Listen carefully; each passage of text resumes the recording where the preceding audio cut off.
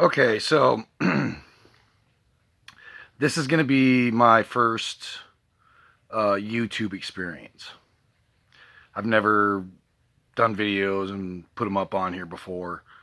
So as I learn more about these things, as I grow in my ability to telecommunicate or communicate via internet, I'm hoping that my videos will improve and things like that. I'm not a dumb guy, so I do have some brains and a little bit of common sense. So, but anyway, all right, this first video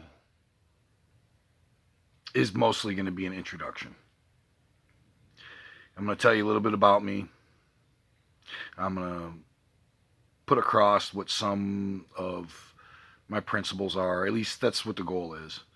It's not like I have a script to follow or anything like that. And I want to start out with talking about my name. My full legal name is Azrael Draconis Moharadane. Now, I know first thing that most people think is you don't look like an Azrael. So this is the background that I'm going to give you on, I guess, how I became me. I was not born with the name Azrael. I was born with the name Jeffroy Lynn Jenkins II. I'm very proud to have been, to be my father's son, who I was named after. He passed away when I was 2, so I never got to know the man.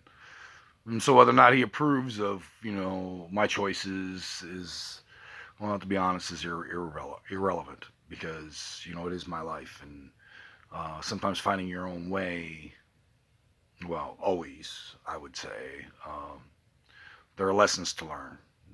There are trials and tribulations that everybody goes through.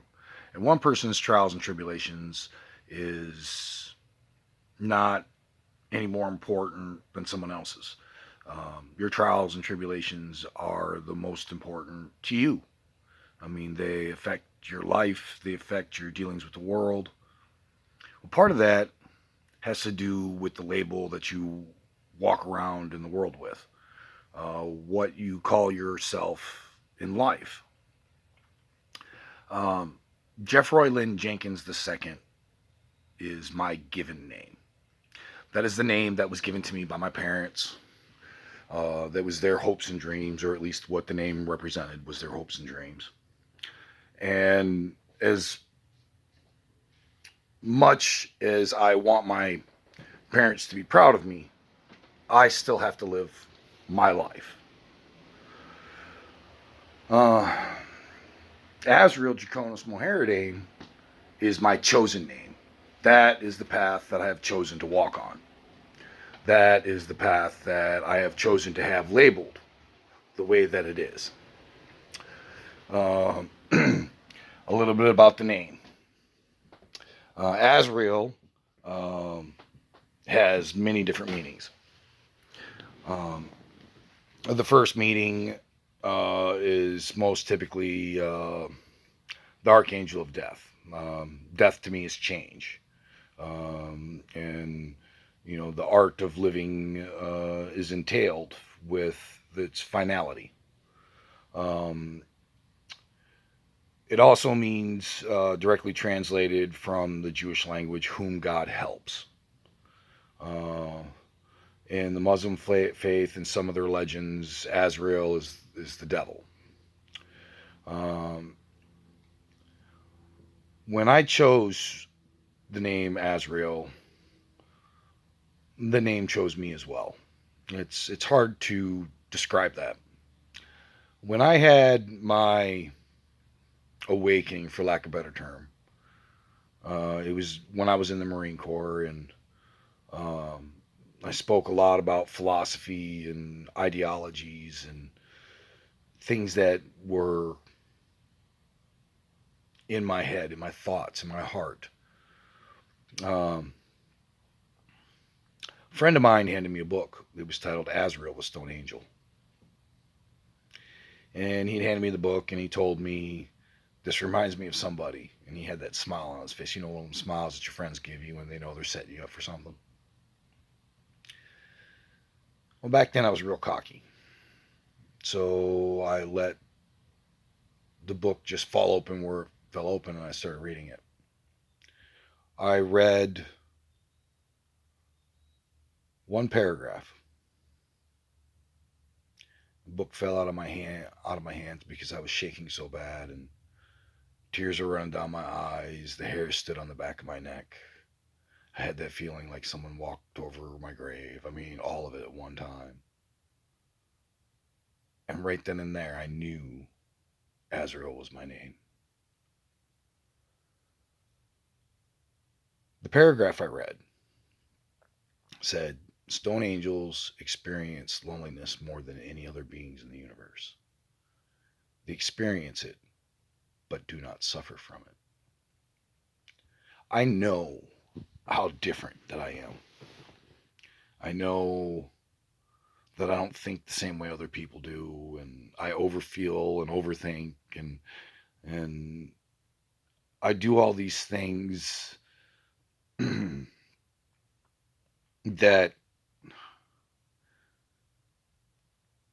just shows how different that I really am. So regardless,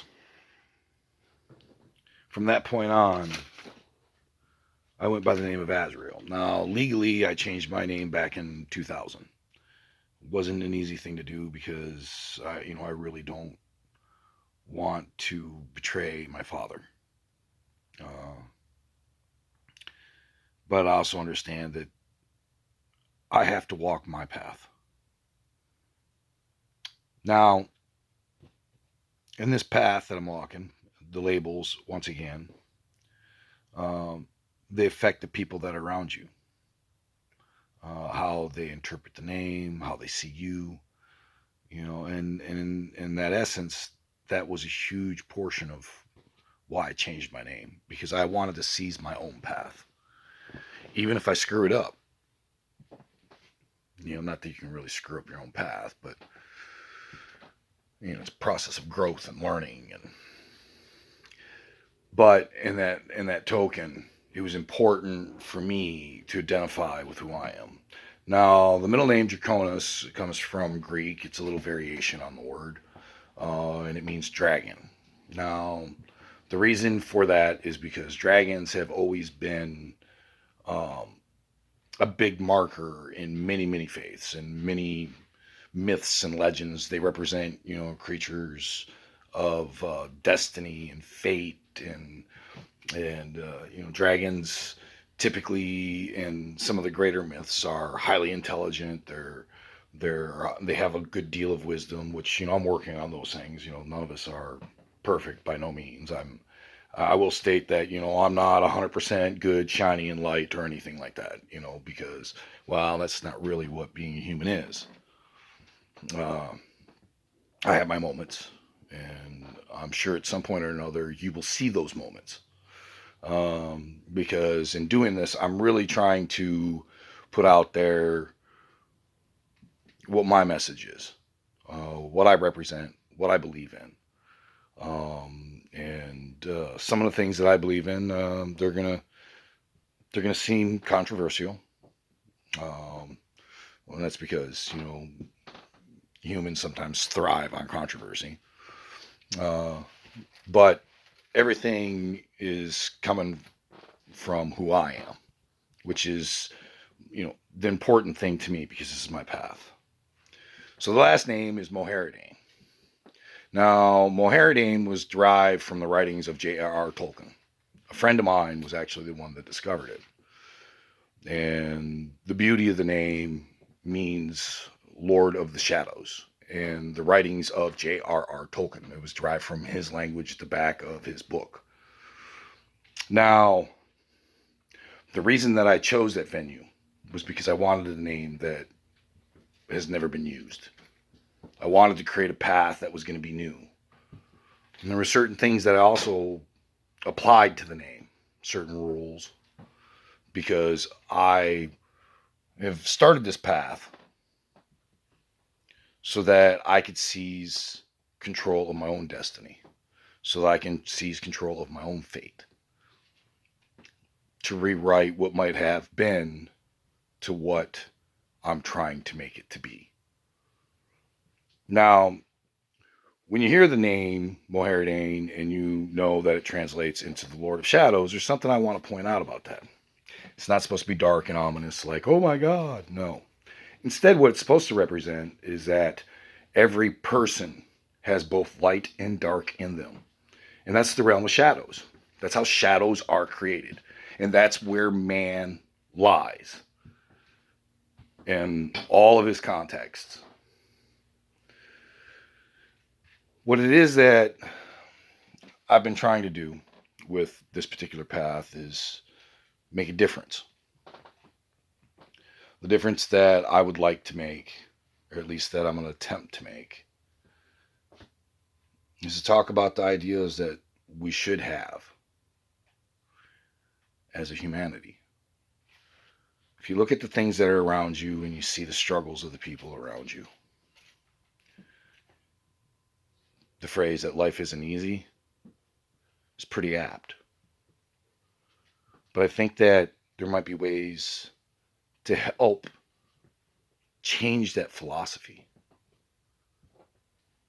To change that philosophy to us working together as humanity instead of working just as a human.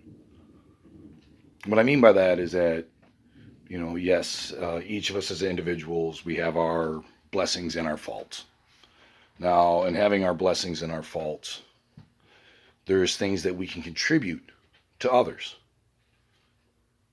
When we contribute our blessings, those blessings can affect the world that's around you. Well, same thing with your faults. The people that you meet in life, you have an opportunity to influence how their day goes. Doing simple things like giving compliments can change the attitude of the person in front of you. They might be having a bad day. They might have events that are going on in their life where they feel lost in the shuffle or they feel helpless. Those that have that strength of that inner light that constantly glows, that seems to be able to withstand anything. These are people that you want to have in your life. And the reason you want to have them in your life is because they will emanate a strength that will help you find your strengths too.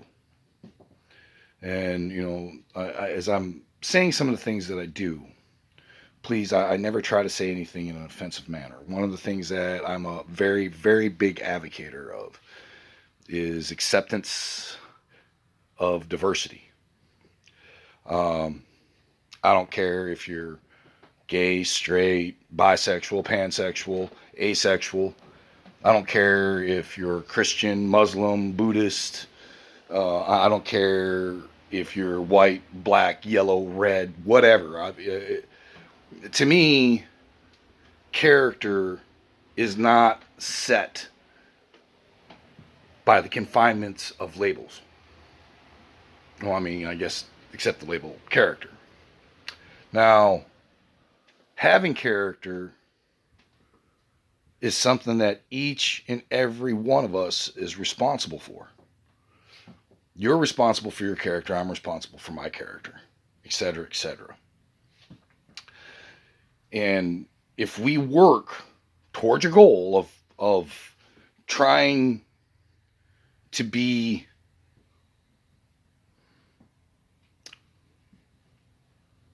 beneficial to one another, then the world can be a better place. All these separations that we have are based upon ignorance. What I mean by that is that when you judge somebody, when you look at them and you say this person is this way and this person is that way. And the thing is that the only thing you ever really truly know about somebody else is the surface. Do you know what they're thinking or what they're feeling in their heart? When people commit a transgression against you,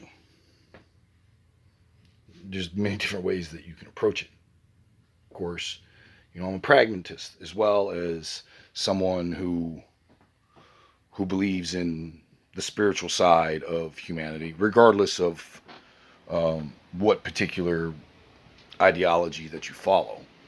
90% of most ideologies mention about being good to one another. I mean, you're supposed to have a good spirit. You're supposed to help each other. I mean, what is the point of society if society isn't to improve the lives of everyone? Well, I mean, what's the point of society being there if that's not what we're out to do? These divisions that we have are they're unnecessary.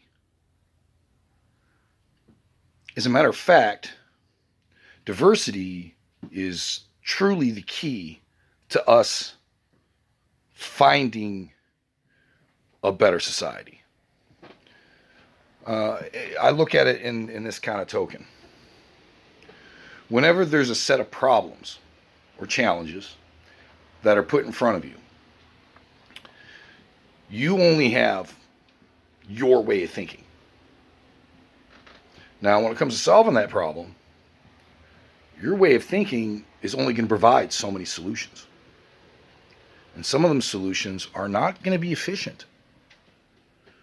But somebody else will have a different viewpoint than you. They will have different solutions for that same problem. And if we're going to get to a point where we actually are trying to thrive as humanity, for me, the way I look at it is at some point we have to have the golden age of humanity. And we have not had that.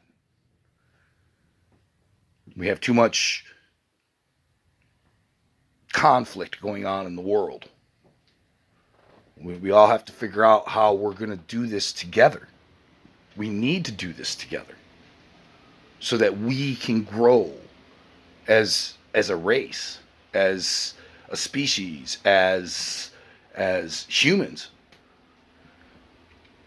And so diversity, providing solutions that I myself can't come up with, that will help us get through the problems of becoming humanity. How do we want our history to be written? How do we want our history to be? Do we really want people to think of us as being these barbaric tribes that can't get along? Anyway, that's just a precept of some of the things that I'd like to talk about. I have some ideas, some things that I think that might work, or at least, my whole purpose in all this is that I'm looking for healers and teachers and empaths and protectors and people that want to make a difference. Because I want to make a difference. And somewhere in all this, when we all realize that we can make a difference together, then maybe in the least bit, we can help plant the seeds for the golden age of humanity. We can't let the hatreds that exist in the world continue. And the only thing that will chase hatred out is love. And that means loving one another, appreciating our differences, accepting that it's all right to be different. Anyway, you all have a wonderful night and or day, depending on where you're at. And I will try to do this again.